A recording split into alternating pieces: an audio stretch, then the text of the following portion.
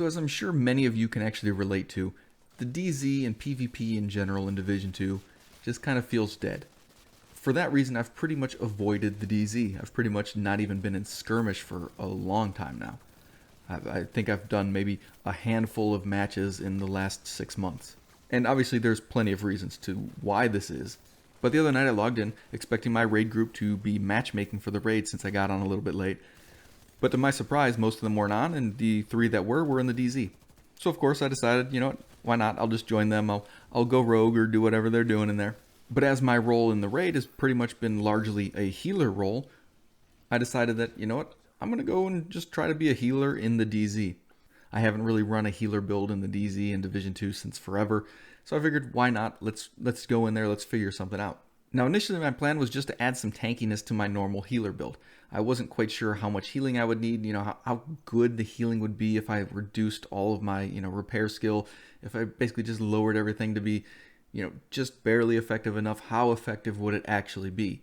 And would it actually be effective enough to warrant even running armor?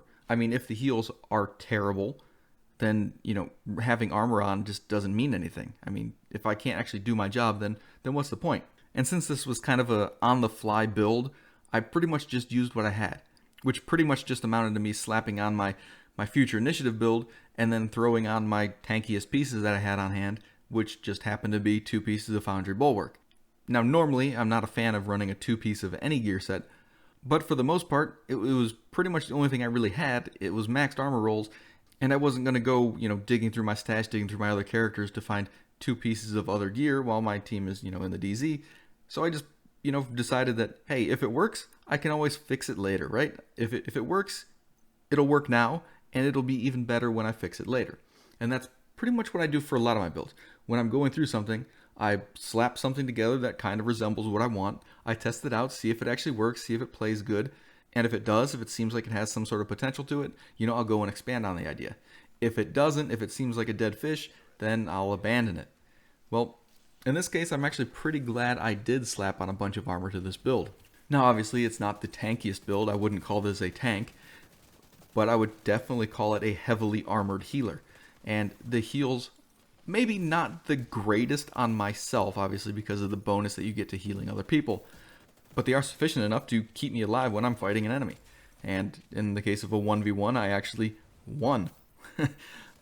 Now that being said, obviously the strength of this build lies in being near my teammates. Now for most of you, you know that Future Initiative does work best when you are near your allies because you can kind of double dip on those heals. But because of the heals, because of the large amount of armor that I actually have on this build, it does allow me to sustain myself when I am going up against skill builds, which a lot of people have problems with in PvP now. I mean, people are constantly complaining about skills in the DZ.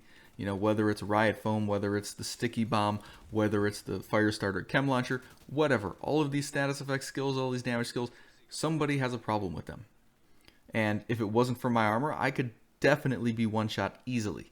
But because of the amount of armor I have, I don't have to really worry about these one-shots from skills.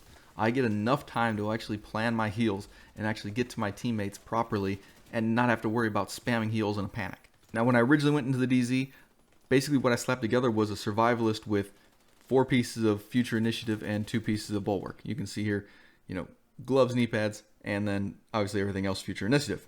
But of course, after I got out of the DZ and I realized that, hey, this build actually feels pretty good, I went and dived into it a little bit more.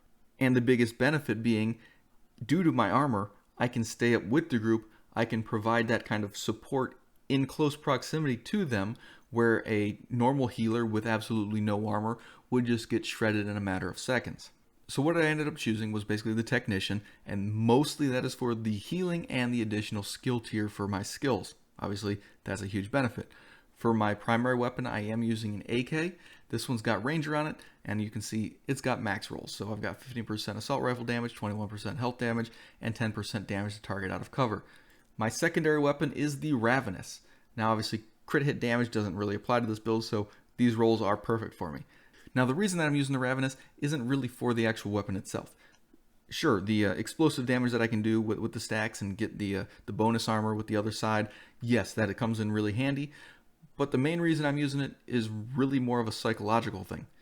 On the surface, the build is pretty simple, armored healer. But when somebody inspects me, if they die to me or something like that, they're wondering what I'm using, the first thing they're going to see is the ravenous, and they're going to believe that the ravenous is why I beat them. Because they're gonna think that, I either hit them with an explosive, they're gonna think that I, had so much extra armor or something, and they're not really gonna pay attention to why the build is effective itself. So it's kind of just a diversion and a little bit psychological. Now, pretty simple regarding my future initiative pieces. Pretty much everything rolled with repair skills on it. So I've got repair skill mods, I've got repair skill attributes. However, on my backpack, I do have an armor roll because I already had 15% repair skill, and I figured adding armor, obviously, helps this build more. So having max armor versus that 5% repair skill in another skill tier, I decided that the armor roll is better.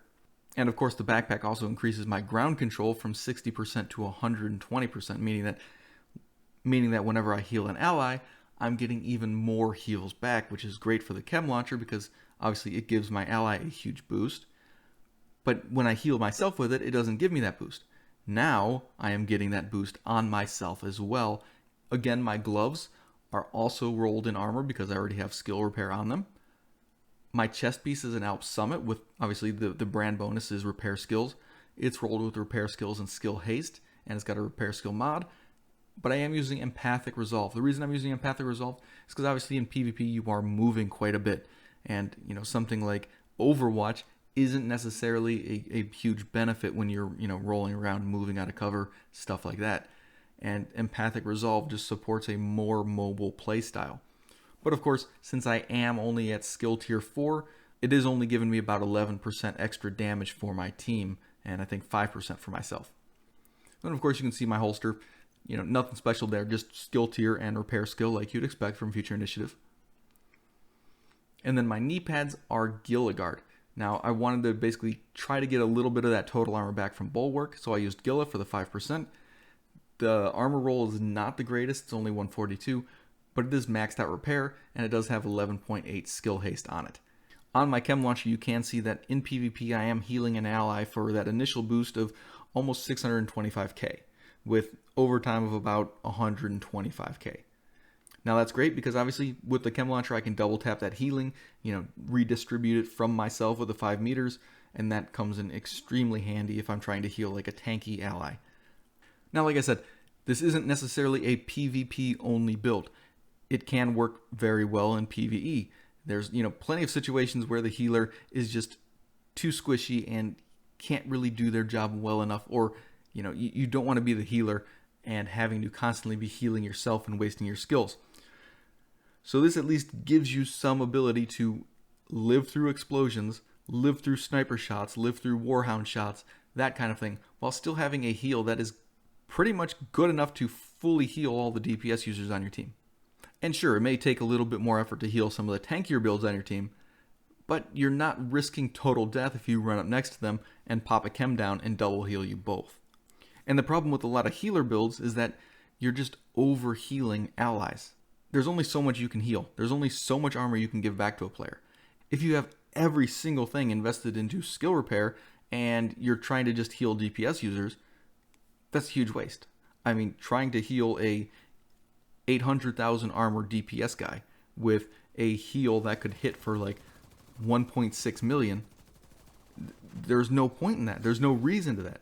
And I mean, if you have a 1.6 million and you've got safeguard on and you're hitting for like 3.2 million, I mean, that's insane, right? I mean, there's no need for that. I mean, you're basically wasting your stats. That's like having somebody with, 60% crit chance adding on 20 or 30 more crit chance. Like there's no reason for it. It doesn't help you. You're not getting anything out of it.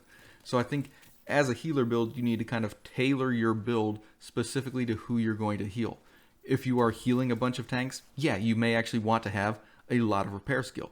But if for the most part you're mostly healing DPS users, especially in the raid where you may only have a single tank build, yeah, you don't need overwhelmingly large amounts of repair skill. Basically, you're just losing out on some stats that you could be investing into other things to keep you alive to be able to actually repair them. There are other benefits to a healer build that will actually help you in the long run that, you're maybe just over investing into healing and repair. So, just keep that in mind whenever you're actually putting together your healer build and try to minimize the amount of overhealing that you're actually doing. But that'll be it for this video, guys. Thank you very much for watching. I'll see you in the next one.